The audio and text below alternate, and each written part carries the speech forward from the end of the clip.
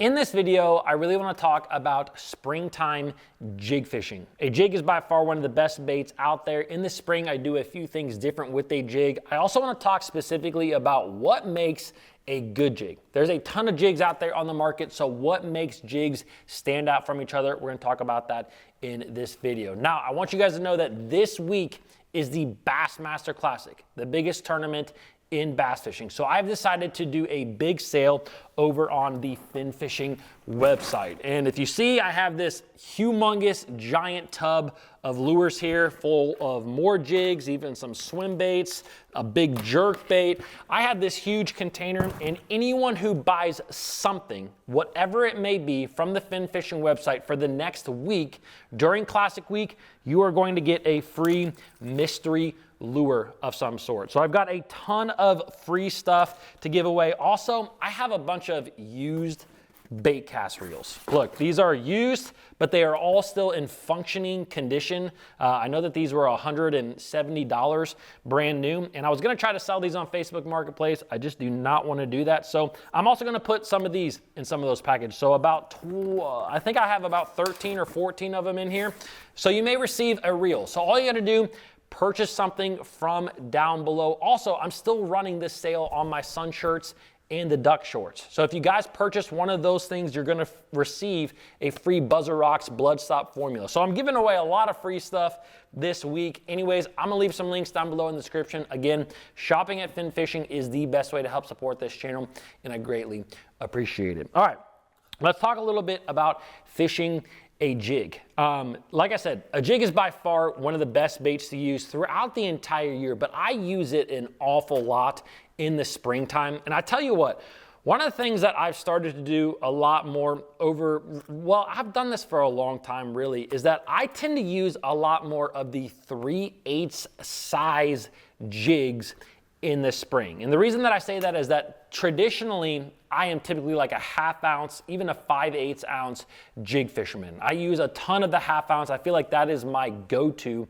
when I get to a body of water. But in the springtime, especially during the pre-spawn and even up until we'll fish are really shallow on beds, I like to have a little bit lighter jig. And there's a couple of reasons for this. One, if you are using a lighter jig, it's obviously gonna have a slower fall. And when you're dealing with colder water bass, that slow fall can truly trigger a lot more bites. And I know that 3/8 may not sound a whole lot different as to 1 ounce, but that 3/8, I'm telling you, it will get more bites than a 1/2 ounce jig at certain times throughout the spring. Also, something that I really like to do with a jig in the springtime is I'm gonna use that jig a lot for, and fish it in a couple of different ways.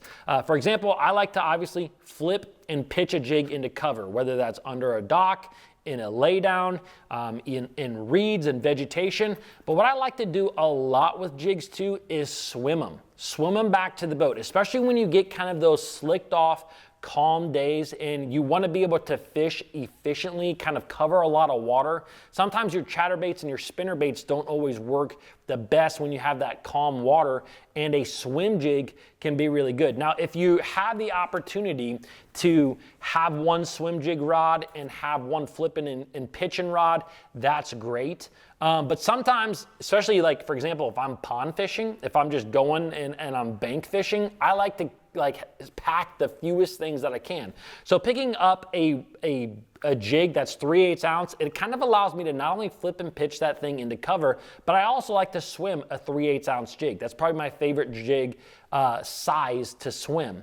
You could swim a 1/2 ounce jig, but it tends to want to come quicker through the water column. The more weight wants to bring it down, so you kind of have to reel it faster to keep it up. And sometimes those bass like a little bit slower presentation.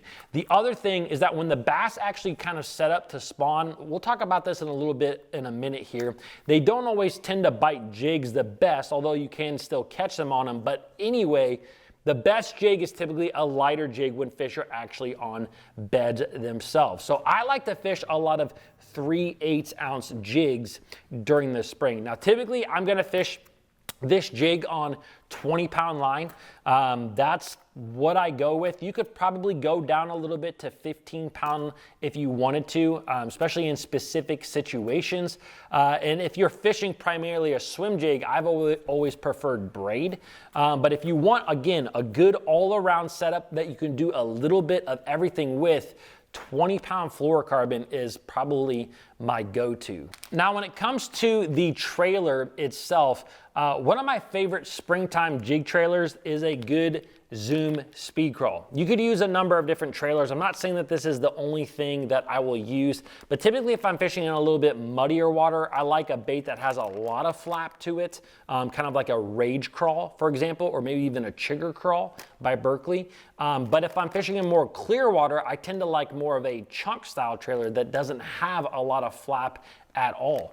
And so this bait though, right here, the speed crawl, it's kind of a happy medium. It does have some flapping action when you pull it, but it's not super aggressive. You can see that this particular bait, it's not a big bait at all. And so it's not like it's an overpowering action. So to me, this is one of the best trailers that I use a lot in the spring. I can flip it, I can swim it, I can do a lot of different things with it. Now, what I want to talk a little bit here is about the jig itself.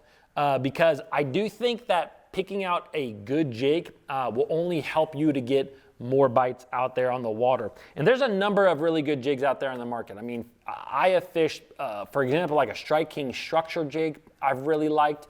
I really like the Berkley jigs with that Fusion 19 hook, a really good jig.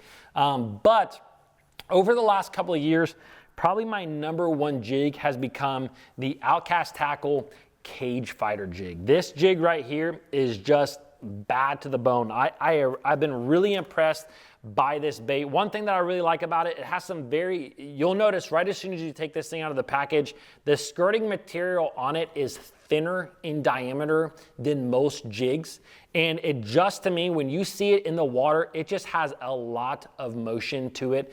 I don't know that necessarily always gets me extra bites on it, but I just like the way that thinner material looks. The other thing that I like about the Outcast Tackle jig is that it's a tungsten jig.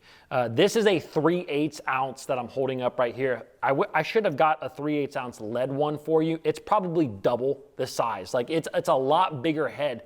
And the big heads, like you can get away with a big jig head out there and fish it. But what you will notice is that you tend to lose a few more fish on the really big jig heads. And so having a tungsten jig head, it's a little bit smaller profile. It doesn't get in the way when it comes to the hook set. Now, speaking of the hook set, something that's really important to look for in any jig that you choose out there is a decent hook bite. And what I mean by that is if you look at the top of this eye, where the top of the eye is and where the top of the hook is, if you put your finger right there, there should be at least 1/8, 1/4 inch gap. And if you look right there, there's probably about a 1/4 inch gap. That's gonna make sure that when you set the hook, that you're actually getting the hook into the meat of the fish and they're not hitting this lip. I have seen jigs out there on the market where this eye will be all the way like up here where it's almost perpendicular. It's almost straight across with your hook. And so therefore there's almost no hook gap and it's going to get in the way. The other good thing about a jig like this is a weed guard. You want a weed guard that's pretty close to the point of the hook itself. There are jigs out there on the market where the weed guard will be out far like this. And if you're fishing that thing over a branch or whatever it may be, it can roll on you and that'll actually get hung up because of where that weed guard. So I like a weed guard that is pretty close to the point of that hook, just like that. So this is not the only good jig out there on the market. It's a little bit more expensive because it is tungsten, but it is a great jig. I have really been impressed by these jigs. So guys, jig fishing in the spring, if you are not confident in a jig, I highly suggest picking it up, swimming it up. You can swim a jig, you can drag it across the bottom, you can put it into brush. It is a great time to just pick this bait up and just go fish it and fish nothing else because you will catch a lot of fish. So guys, I hope that you enjoyed this video. Don't forget to check out all the fin fishing gear because you can get a bunch of free stuff right now. So hope you enjoy this one and I will see you tomorrow.